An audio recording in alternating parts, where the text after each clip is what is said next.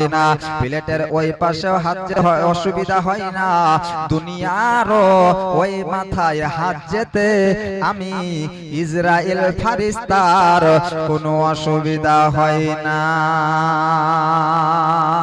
নবীজি আমার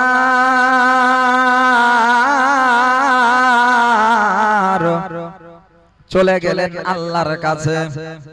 এইবারে নবীজি আমার সিদরাতুল মুনতাহার বর্ডার পার হবে, সিদরাতুল মুনতাহার বর্ডার পার হবে। সামনে দেখতেছেন একটা উটের লাইন চলে যায়।